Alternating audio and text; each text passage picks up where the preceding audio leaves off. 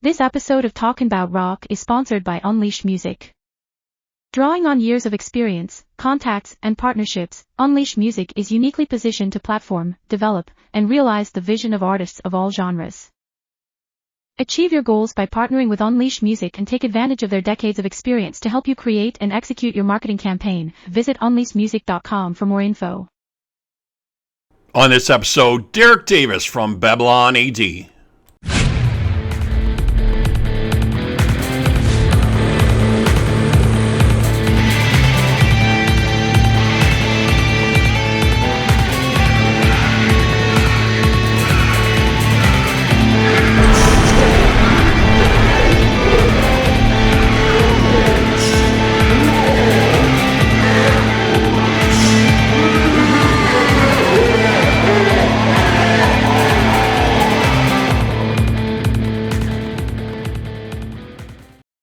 All right, joining us now from Babylon AD, let's welcome Derek Davis. Derek, how's it going, man?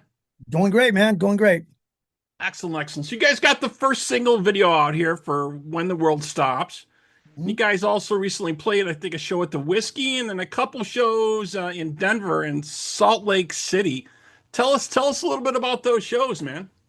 Well, all three were packed out, and we had a really great time. There was a lot of people that came to see us for the first time, and a lot of young people. It was kind of surprising that there was so many young people. I looked out there and I'm like, geez, man, that kid can't be more than 20 years old.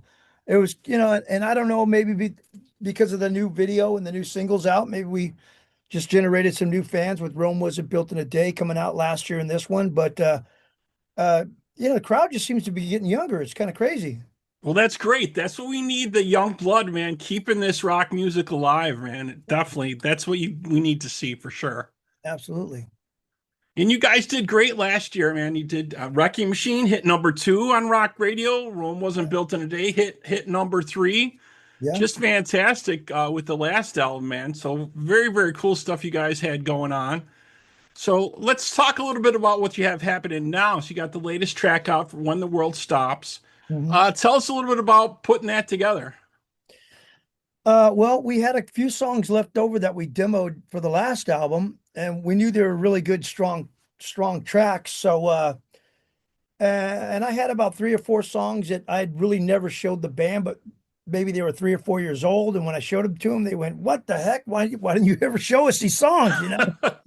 That people, a few people told me, "Man, you guys got to put this song on an album." But I never really showed any of the guys. I just wasn't sure if they'd fit or not. And then we created about 5 or 6 songs over the summer and in between the records. I think the records were only 16 months apart. So, we just kept continuously writing, and we had enough songs for another album. So we wanted to jump on that. Why Rome Wasn't Built in a Day was still kind of like on fire, Yeah, yeah. Are you still using that formula we talked about last time? You kind of have your own internal A&R team, if you will, of folks. Yep. You have like a focus group reviewing some of your tracks and kind of giving you that internal knowledge, what might hit the best. You still kind of using that? Doing the same exact thing, man. Exact same thing.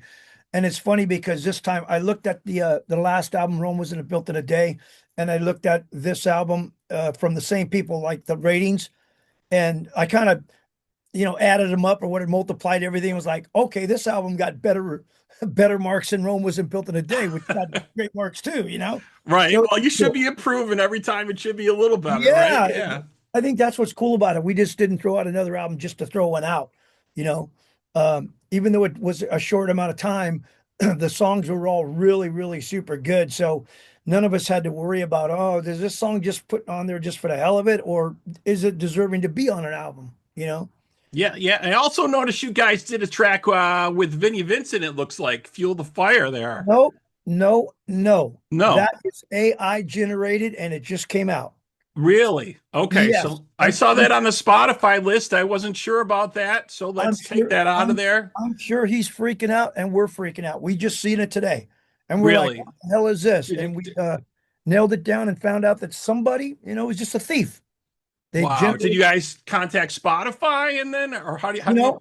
We did some research on Spotify, and it says right now there is no way that they could tell you if they're going to take an AI song down, and that they allow AI songs to be generated. That's So it ridiculous. is crazy. That's ridiculous. Yeah, so we're So, freaking out just a little bit. I mean, somebody could just go ahead and make a, 50 songs of Babylon AD and just say they're Babylon so AD. you're telling me there's like a loophole in Spotify if people want to Mhm. start creating AI stuff, they need to nail this down. Hey, That's crazy. so just 10 minutes ago, before I contact you, I've been doing some research on this. There's a guy that put up AI song 6 months ago. He's already got 500,000 hits, Yeah. and it's all just fake AI. He don't know how to Yeah. sing. He don't know how to play Yeah. guitar, do anything. I guess if you come out and you headline it with saying this is all AI created, that maybe that's one thing. Hmm. But a side note is sliding something into an artist's list of songs. Yeah. I wanted to make sure I didn't miss any of the stuff you got going on. Oh man. That's why I bring it up. You know what I mean? Yeah, we just seen that this morning. All of a sudden, Spotify sent us a message. Hey, your song is ready to be, out to the world or something like that. And we're like, what the hell are they talking about? And we all started talking to the band, and we got our agent involved and our management involved. And we're like, what is this, man? And we found out it's all AI generated.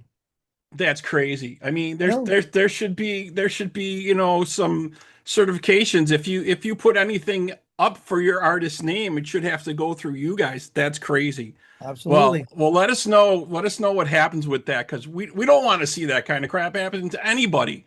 Can you imagine 10 years from now what it'll be if that's legal, if that's okay to do? Yeah. Yeah. I could just make up a song tomorrow and say I'm the Rolling Stones and just have the guy sound like Mick Jagger and Yeah. make $1 million. Yeah. And Yeah. Yeah. I'm Well, just a, well, I'm just a unless you fat own, old lady housewife sitting in a yeah, well, that's rocking like chair all at 8 years intellectual old. property, right? You'd have to own the likeness and the voice. Those are all rights that have to be acquired, and Well, I guess not. I guess not, man. Oh Yeah, my God. I'm so sorry to hear that, man. So, folks, yeah, that is not a true track. That no, Vinnie Vincent Fuel the Fire track on Spotify is not Babylon AD. So maybe we should send some comments to Spotify and get this stuff taken down for you guys because that is just crazy, any crazy. help you can, man. I mean, I just really worried about the future now. I didn't know Yeah. you could do that. To just say something's yours to just make it up. Well, yeah, you shouldn't be able, I mean, it should be submitted from your account and it should Yeah, be verified from you, but obviously exactly. that's not the case. Yeah. Ridiculous stuff. All right. Well, let's talk about the stuff you really got going on here, the tracks. You got the video and track out for When the World Stops. This is interesting, really interesting video. I was taking a look at it, but it looks like the whole thing doesn't drop. I think you just got the video out for now, right? Yeah, the video's out and the single is out. Okay. Um, the album hits, well, the CD comes out on September 1st, and then all the songs go to digital uh on October 1st. Okay, is the song going to be dropping on the streaming services? Because I'm not seeing it on there yet. Are I you didn't kidding see. me? Yeah, I didn't see When the World Stops. I see it shows Really? the album drops September 26th, and that's why I was making sure we're all current with our Oh, information here for you. You that know, so well, that's crazy because I know if I go to Apple, it's sitting there. So really, Spotify doesn't have it. Yeah, that's crazy. yeah, they're definitely dropping the ball. Anyway, so those Something's going tracks on. are out for When the World Stops. So Yeah. we're gonna definitely check that out and very, very cool. So are you guys working on new material on the road all the time, or you just kind of do it when you're hitting the studio? Or you said you Uh, actually had tracks you said that were kind of kicking around, right? Yeah, well, I mean, I'm always continuously writing anytime I'm in the studio, which I'm at right now. I've always got ideas flowing, and those guys give me a lot of ideas. We don't do too much when we're on the road. It's just kind of hard. You're playing every night or every other night. You just don't really have time. We're gonna be playing the UK starting next month, and we'll be gone for like a month.